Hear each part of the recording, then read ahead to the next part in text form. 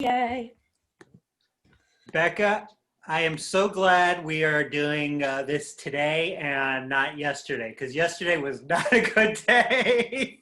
I'm so sorry to hear that you had such a yucky day yesterday. Yeah. But you know what? I am so glad that today is today, and it doesn't have to be that way because you have a giant smile on your face. So I'm excited that obviously today it didn't carry with you. But yeah, I've been having, I want to say a month, but really in particular, last week was a real tough one for me as well. Really just feeling a lot of things at once. I'm definitely going into my seasonal depression, got a lot of life stressors going on. And then, you know, on top of it, when I'm really tired because I'm stressed out, all of my real autism challenges kind of peek through and let me know they're there. And so that's kind of been a challenge for me too. What kind of stress, what do you feel when you get stressed? What happens kind of in your life? Well, like yesterday, there was like 3 or 4 work things that happened and like nothing was working. But at the beginning of the day, this was an unexpected thing. So I'm going outside with my dog in our backyard. We have a gate, nothing fancy, but just a gate so she doesn't run away. So it's really cold and windy, and she's a Bernese mountain dog, part Bernese mountain dog. So she's loving like the cold and the wind and all that. And you're like, I need a space heater for everything. Yeah, exactly. And I need a heater. Yeah, so she for some reason she wants to be out there. It's cold, it's windy yesterday. I'm out there for 10 minutes playing with her, running around with her and whatever. And then I'm just freezing. I'm like, I need to go inside. So I go inside really quickly, use the bathroom. And I do everything like way too fast. So I use the bathroom way too fast, then come back outside and I don't see my dog's shadow. I'm like, where the heck is she?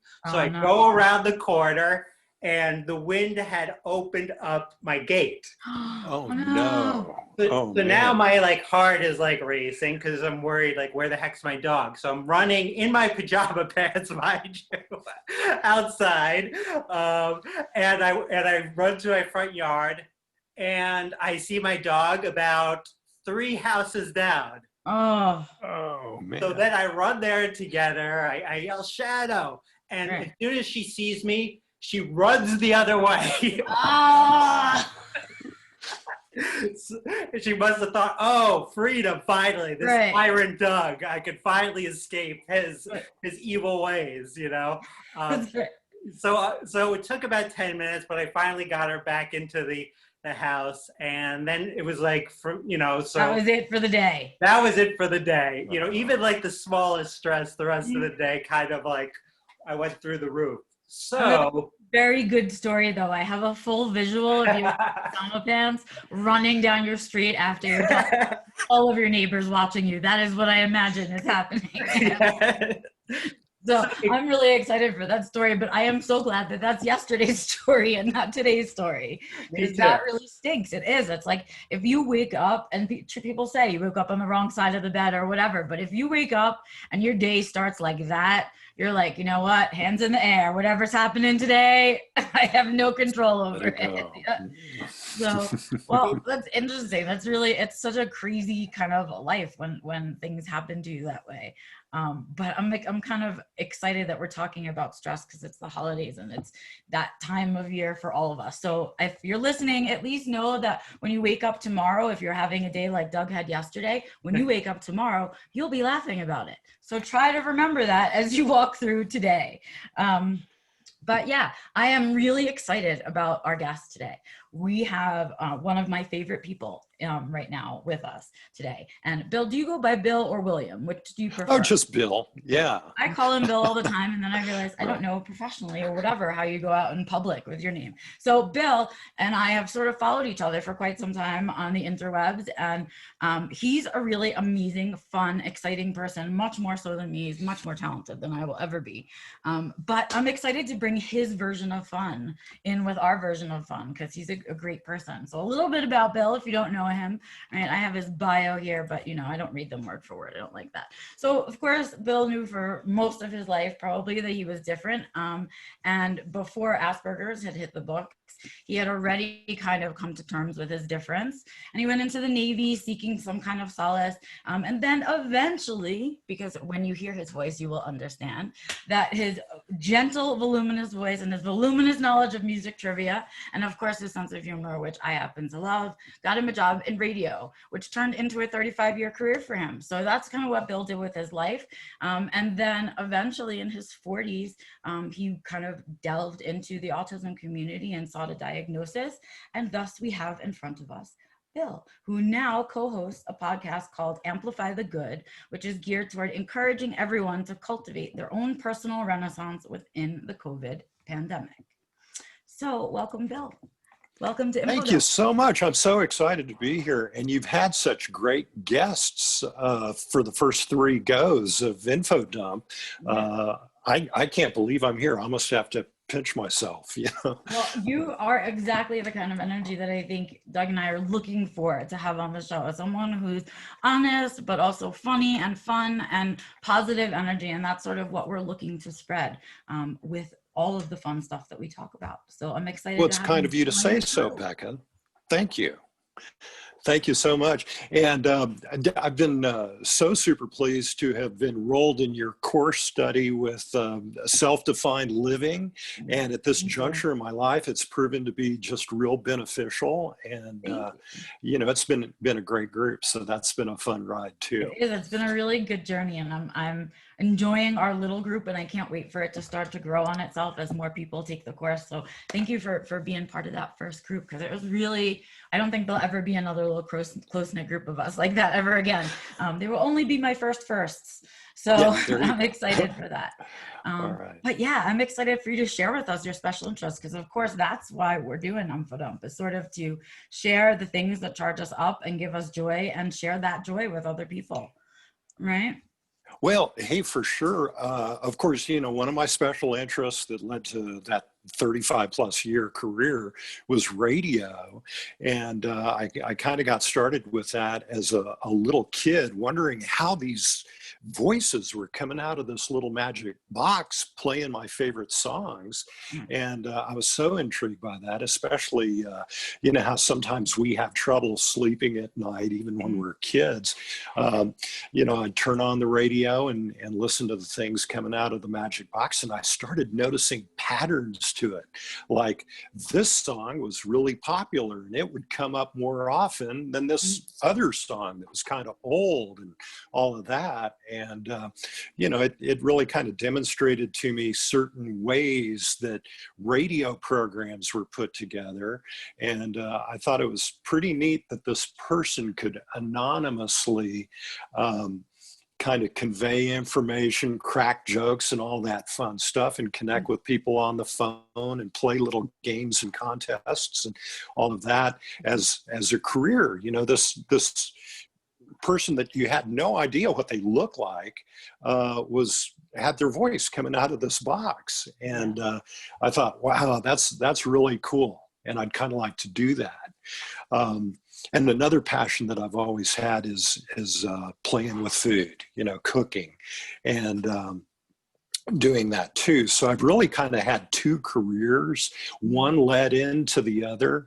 And I wanted to do radio because I was really connected with music and pop culture, and everybody had a favorite song. Yeah. And I found that was kind of, for me, one of the paths of least resistance in talking to my peers, is that, they knew what song they liked. I could always chime in with what I thought was a cool song or whatever.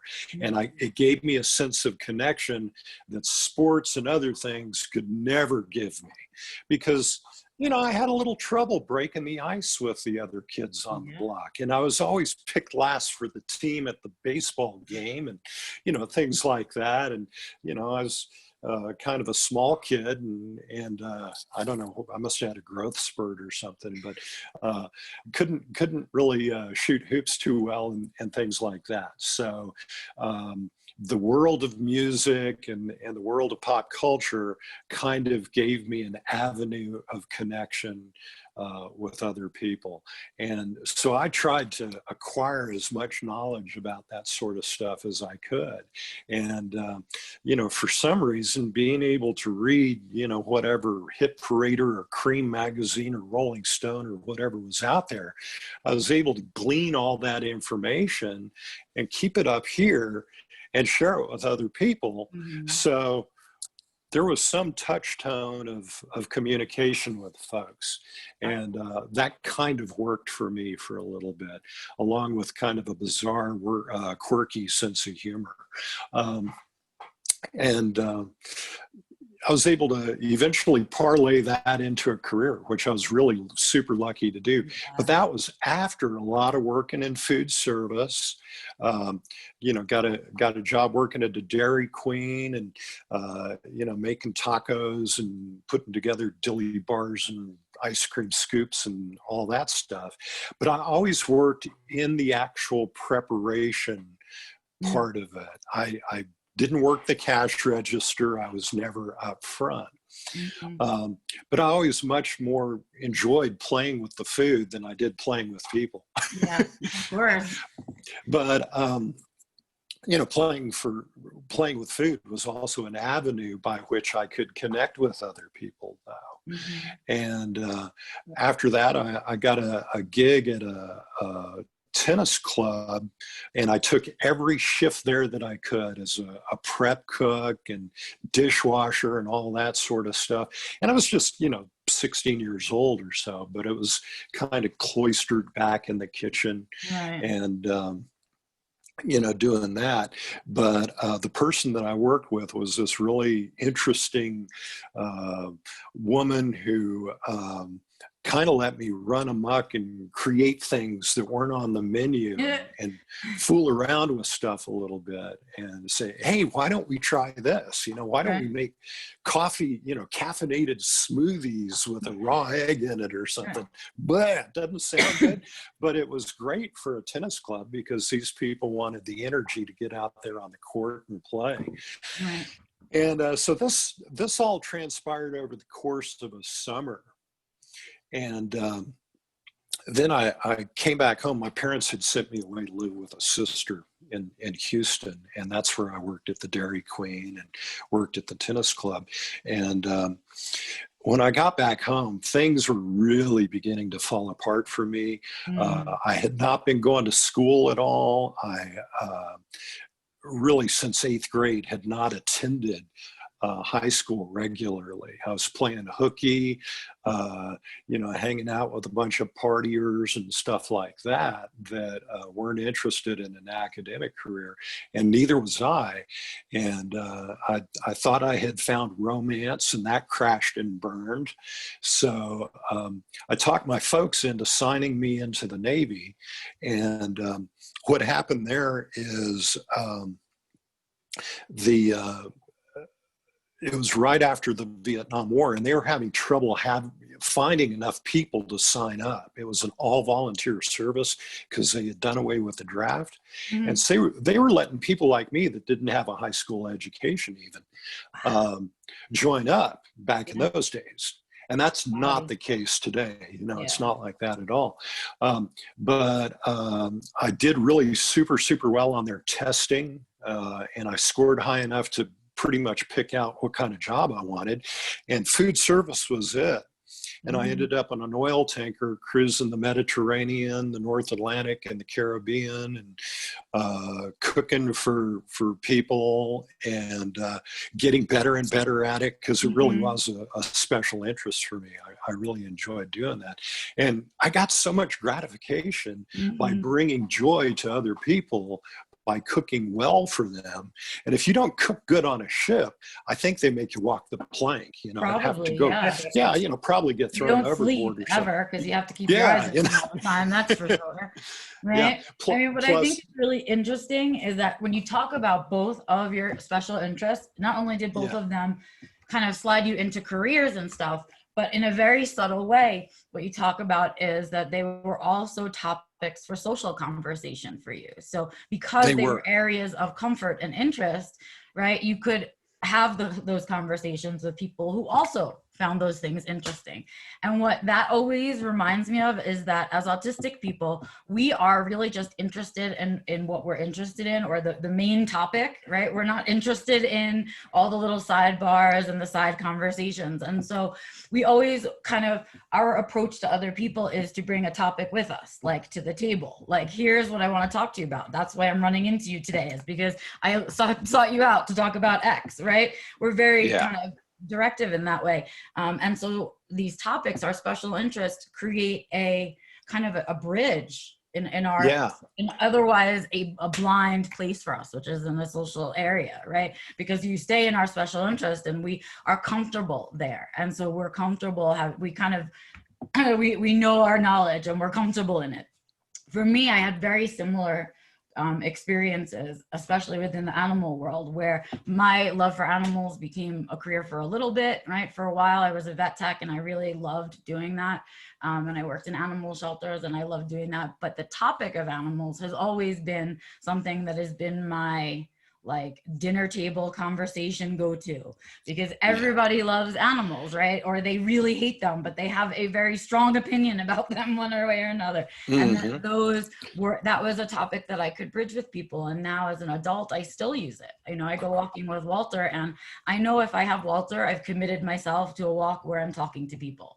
Like there is no way that I am walking Walter and people aren't going to stop me, right? So that he is constantly a social bridge. That topic is a constant social bridge for me. And so I think it's just so interesting that you have had a similar experience with your special interests, that not only did they become a career, but they were, the way we use them as a social bridge is really interesting. Like music, right? It was really a good social bridge, I'm sure, right?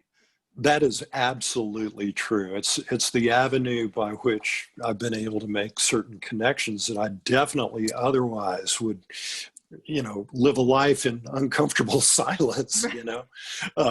And it's so true, especially with animals, what you're saying, because I know that even me and my wife, when we encounter other people socially, invariably we default right to the critters. You know, we're talking about our pets or the funny anecdotes of our dogs doing weird things, or our cats doing. There's a million pictures of my perfect animal. Everybody look at my perfect animal. Oh yeah, yeah. Because it follows my rule, which is no religion, no politics when I talk to people. So that makes that's me smart. it's a real quick way to get people off of those topics.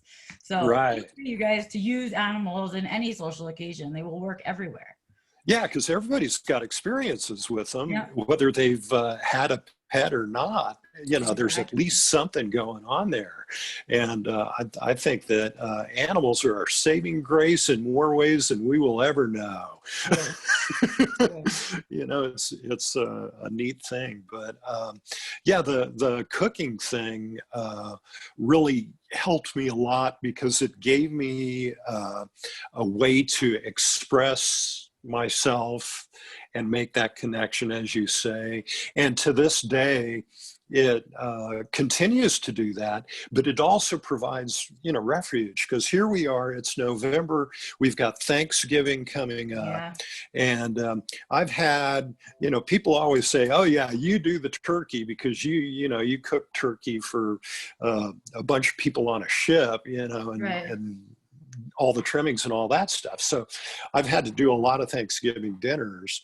And it's really, really cool for me to have everybody stuck in the living room having conversation, and I'm in the kitchen alone. You know, there may be one or two people that come by, a sister or somebody or a friend that comes in and say, hey, you know, what can I do to chip in and help? But, you know, one or two people are easily or a little easier to manage. Right. And I mean, I don't have to go entertain in the living room. Right. Where You don't have to do the show or listen to the cacophony, which is awful. Yeah, exactly. I can be in there concentrating, trying to do what I do reasonably well, and presenting it to the family. The only problem is, you know, you got to serve it up. Right. And that's when the accolades start. Ooh, the turkey looks good. Oh, the mashed potatoes are so delicious, or what's the magic that you put in there, or whatever. And that does draw attention. And that's kind of unwanted attention for me, you know. It's always uncomfortable. But it's a little easier to deal with because it's your realm. Those are great strategies for like managing through the holidays and stuff. Like, just knowing, finding your place. I used to say, I just need to find my job. Like, you find your job and then do that all night. So that's, I'm a good dishwasher, I'm a good cleaner upper. That's always been my place. Yeah, and then that autistic focus, you know, to where you can just kind of, or as you say, stay in your lane. Right. You know, and stick with that. And exactly. It prevents a lot of stuff from spilling over and becoming more chaotic and out of control. So, you know, I kind of dig that. That's really helpful. And then, you know, one of my sisters was telling me a long time ago that she throws parties a lot and entertains a lot. And I've always kind of wondered about how she could pull that off, but she always says that, you know, she'll go into the kitchen and it's dishwashing time. Yeah. And so that's this meditative sort of thing that removes her from the hustle and bustle of everybody else. And she's able to kind of relax and unwind that way, because it gives her something. She's not only washing spoons, she's gaining spoons by doing that, you know, in a way. And so I've learned to do that as well.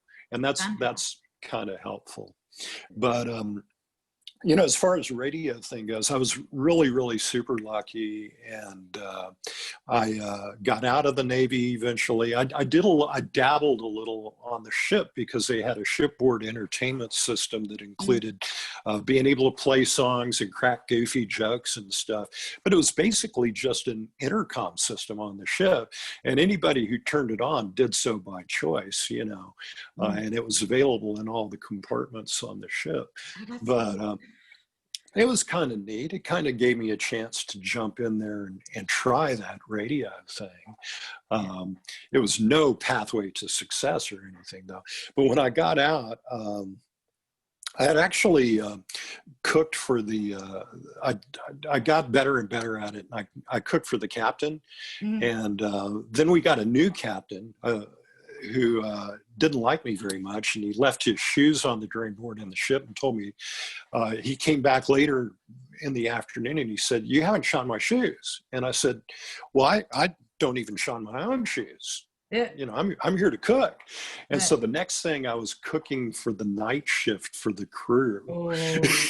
You know, I kind of had the rug pulled out from under me there, but I was able to work my way back up to the level that I was comfortable with, and cooking for the officers' mess on the ship after a couple of months of that punishment, you know.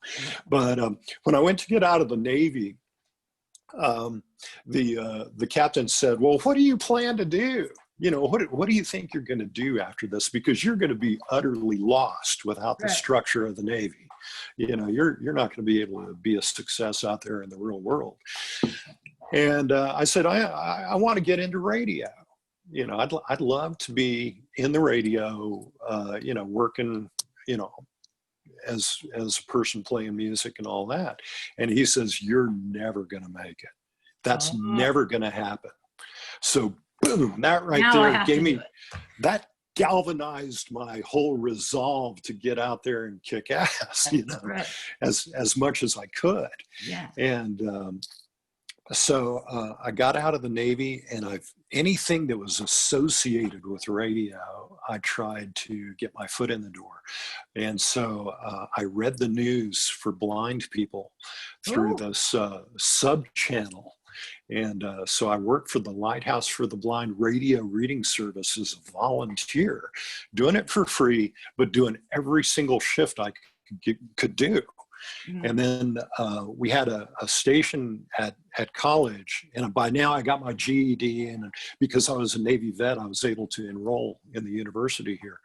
And so I did that, and I would volunteer for every single shift I could get. The person who had a shift right after me was a track star. And the University of Texas at El Paso has a tremendous track team. And she would blow off her shift and go out and jump hurdles. And I would take her shift and work the extra hours just to try to learn a little bit more. And I'd work the night shift playing jazz all night. And then I'd come back in the afternoon and play classical music, which I know absolutely nothing about and couldn't pronounce the names beyond Bach and Beethoven, you know, but I'd still do it. And somebody at the college had a job at a commercial station, and they recommended me because of my work ethic, and I got the gig. Fantastic. Yeah. I have to say, we got to let Doug get in here with a question. I know he's Oh, worked I'm on his sorry. questions. Yeah, and I didn't mean to know ramble he's on. to get them, and I got to hear. I was info dumping. I was so captivated by you, Bill. I forgot about the questions, but I'm just wondering, like, I'm going to assume this was before the days of the internet. So how did you go about like looking for all these different opportunities? There were, believe it or not, they'd print in the want ads in the newspaper, in the classified section. There were, you know, what are the Lighthouse. classifieds? The classifieds were like, you know, message boards Right. back in the day that were printed in Right, the newspaper. exactly. And it said, you know, radio reading service, Lighthouse for the Blind needs volunteers. And mostly it was elderly people that wanted to do this. Right. And I was this young long-haired kid after the service and everything that was doing this with a bunch of older folks. And it was kind of cool. It was kind of fun. But you're right, it was pre-internet. Yeah. And you talked about music and cooking, but is there something that maybe a lot of people don't know that's something that you really love to do? Oh gosh, yes, Doug. I'm glad you asked. I collect fossils, only that I find, because out, you know, crawling around the desert mountains and things like that, I've been able to find some ancient coral reefs and things like that, to where, and it's pretty easy for folks who have that attention to detail to look around and find fossils out there among the rocks and all that. I do a lot of gardening and stuff around the house, a little bit of that. And you know that I'm crazy about musical instruments, and especially ethnic musical instruments. And the reason for that is that, you know, I've known people over the years to play electric guitar, like Jimmy Page, or, you know, some famous guitar player, Eric Clapton or somebody, and they're really good at what they do. Well, they're not that good, but they're pretty darn good. They're way better than I could ever be. But if I pick up an instrument that's unusual, it gives me a better chance of being able to, you know, have some fun with it, because it's different, you know, it's odd. So I've got a bunch of drums and things I can bang on, a sitar, which is an Indian musical instrument, a kalimba, which is, you know, thumb pianos that are from Africa. And I've got, you know, like a pocket trumpet that I play, or a few things like that, because I was a band geek when I did go to school. So yeah, music is a real strong passion for me, and it's also, quite honestly, it is a STEM. It is definitely, if you approach it in the right way, it becomes a STEM. As Bruce last podcast that you all had with Infodump is a really great musician and composer and all of that. But he was able to convey that, you can jump into music and not necessarily have the tight structure, but instead just go where it takes you. Through improvisational approaches, and things like that. And that is an autistic joy. It really is, to be able to just go with that flow. Yeah. So yeah, musical instruments are a biggie with me. I have to say that's one of my, I watch your Facebook feed, and I know we all just put what we want to see on our Facebook feeds, but in my head, I imagine going to dinner at Bill's house being the best thing ever. So much fun, because you could go on a hike and go fossil looking with Bill. Then Bill's going to cook, and he cooks these beautiful, they're gorgeous. Oh, well, thank you. Just to look at, right? And then you get to sit back and he pulls out the didgeridoo and you're just chilling out in his house. I just think it'd be so much fun. And I love that every single thing about it is the antithesis of every autistic stereotype ever. I love it. Wow. I love that we've had 4 people on and nobody said, well, I really love IT and computers, right? We haven't had anybody sit down and be like that, right? Because that's not true. And we're even we have all of these skills, talents, interests, etc. So I'm always like, wow, dinner at my house would be so boring compared to Bill's. Oh, no, it wouldn't.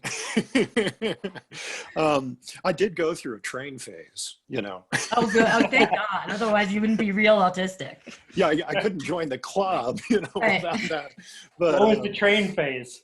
When I was a kid, I had an Engage railroad set, a Lionel train. Have you ever heard of those? They were a little model train, and I was pretty good with that. And there's a railroad yard here in El Paso. It's kind of a hub for our part of the world. And Southern Pacific had all these different kind of engines. And of course, I could name all the cars when I was a kid, cupolas, flat cars, box cars, cabooses, all that stuff. But the engines had a number sequence that would tell you how powerful they were. Like the really big, powerful ones were a 9,000 series, but the little switch engines were like a 3,000 series. And so numerically, I was able to figure out which ones were the really cool, big, powerful units, and what train did what job, what engine did what job, and so forth. And learning about the semaphores and all those various other railroad crossing guards and all that stuff. You learn about that stuff as a kid because, the first word that I learned to say when I was a baby was bus. Nice. And so, I think it is cliche, but we are kind of geared, no pun intended, towards transportation. Yeah. I don't know. It's kind of funny. There is a certain commonality. There is, and there's a cataloging of our, this pattern seeking and the pattern seeing that we do in our brains, right? Yeah. That's why I think so many of us like fossils, or we like gardening and flowers and things like that, because we can categorize and label all of these things. They all have names and we can memorize them. And it's like part of that process of challenging yourself to learn all those things and memorize all those things is part of the joy. It's part of the fun of it for us, which was always the part of my fun that people corrected. Like they were always like, yeah, that's not fun. You don't do that. Why are you doing this all the time? Right. And it was like, because I'm having fun, but I wasn't allowed to have that kind of fun. So that's why we do this, because I think that stuff is fun. And so do you. And we should be allowed to do that. Yeah. And share it and talk about it. And that in itself is joy and fun. Exactly. I think that's dynamite. It really is. But yeah, I'm sorry, I didn't mean to kind of relive my whole life there, but the radio career turned out pretty good after that. I am very histrionic when I talk. I talk with my hands and all of that. And I think part of that comes from the inherent stems that I had as a child and things like that. And I kind of, it's like talking on the radio for me was like having to rip from my very soul the ability to convey whatever information I had to, Right. I mean, there are people that are conversational, especially in the radio business, that talking just comes so naturally to them. Right. And for me, it doesn't come naturally. I'd have to script everything in my head. I'd have to, emulate the people that I've thought were successful and try to, mold myself after that to try to be successful too. And, there were a lot of aspects to it that are like that autism benefited me, but at the same time, it was an avenue that was not the typical approach that most people took. And so, I had to kind of sneak in through the back door.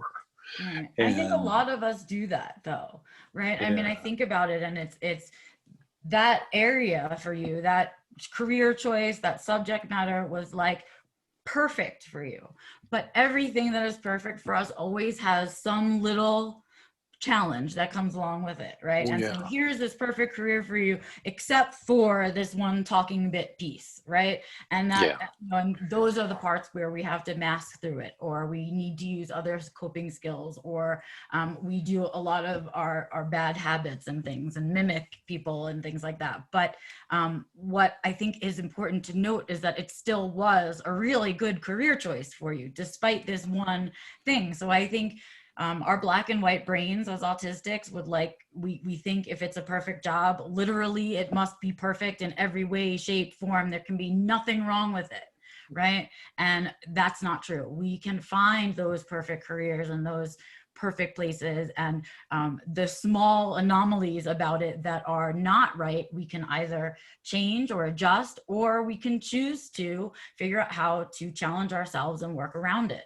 Because if 85% of a job is perfect for you and you're like, that's not good enough, well, good luck out in the world, right? And so we need to remind people that here is Bill with a perfect job, but there were still parts of it that, autism or not, were challenging for him. Right. And that didn't make it any less of a perfect job. Right. Yeah. So there, in anything, whatever your career choices, if you're following your passion and your purpose, there will still be parts of it that aren't going to be your favorite, that you're not going to like. Oh yeah. Maybe you're not good absolutely. at. But that doesn't mean the whole thing is to be thrown in the trash. Right. So it's like the rest of that stuff is the price of admission to get in the door. You have to go through those hassles or overcome the things that you're not good at, or try to minimize them or hide them even, to where you can amplify the things that you're really, really passionate about. One thing that we often discover is that, I might like number sequences on train engines, but I can't tell you anything about how they actually work. Right. It's not like, we cherry pick our knowledge so much, and we have such, peaks and valleys to what we do. I think that, you have to manage that aspect of having this neurodivergence. And I want to normalize that, like, kind of for the world, because think about it. Anybody that you know of that's super successful is definitely not doing everything by themselves, right? So they are Yeah. definitely cherry picking and doing the things they're good at, the things they enjoy, right? And then they are delegating out what they don't want to do, like their Yeah. calendars or their social media or their, you know, whatever that is. So let's all just remember as we're thinking about that, that kind of any situation, whether it's a living situation or work situation, it can be perfect for you and still not be 100% perfect, but be Yeah. 95% perfect. So let's not toss those things away, because really, I don't think 100% perfect exists. Bill. Yeah, That was I totally it agree. reminded me of that so much, to how many of us, probably I definitely did, tossed away jobs that I was like, well, almost, like, Yeah. right, and didn't Yeah. even Yeah. need to Yeah. try to overcome it. And so those were definitely mistakes of the past. So. Bill, are you retired now? Yeah, I kind of got forced into retirement. It was really weird yesterday with the company that I work for, which is that really big one that you've probably heard of, because they just laid off some more people. In fact, on my Facebook feed, I was starting to get, people that I worked with saying, "Oh, well, that's it for me today." But back on January 14th of this year, 2020, before the pandemic hit, I got hit with getting laid off along with 1,700 other people. So yeah, they basically eliminated my position, and they did this in a lot of markets that are the same size as El Paso, like Tucson, Albuquerque, So it was to company-wide and not personal. Yeah, and I kind of rolled with that, thinking that I didn't take it personally, and I invested really super heavily in my 401k and all that over the years, and so I was lucky there too. And my wife continues to work, and she works for the same company, and so yeah, I got laid off along with a lot of other folks, and it couldn't have come at a better time, really, because it allowed me to jump into your self-defined living course. Yeah. What an important time for that to hit you. Isn't the universe amazing? I didn't know that you had just lost your job when you had started the course. And so how interesting. That really was a perfect time for it to hit your life. Awesome. Yeah, the stars aligned, Yeah, really good. All right. Well, I do have to kind of close us up, because I have to get onto a live stream soon. So I could sit here and I don't talk want to miss your forever live with you stream. guys, Right. but then everyone will be waiting for me on YouTube and I won't be there. So if we can we move on to the big, my favorite part of the whole thing are these questions. So I'm excited. Yeah. So Right. Bill, you've seen us before. You've seen the podcast before, so you know that at the end of each episode, we close with something called Inside the Autistic Studio, kind of our take on Inside the Actor's Studio. So there's 11 questions, and the first question is, what are your pronouns? I'm kind of old school, so dude is okay. But otherwise, he and him, and I hope you'll forgive me and allow me to learn yours as we go, and everything will be okay. Yeah. But yeah. And what is your preferred stim?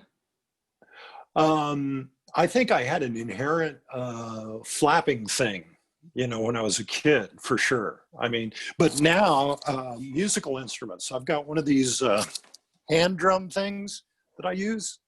Oh. And that's one of them. So any musical instrument that I can bang on with two hands. What is your favorite curse word? I'm here on the US-Mexico border, so a lot of them are in Spanish. Sweet. Pendejo, there's a few things like that. We've had more curse words so far from people that were not in English than in English. Right? It's so funny. Ah, there we go. It's That's really interesting. Yeah. Who do you love, and what are you doing about it?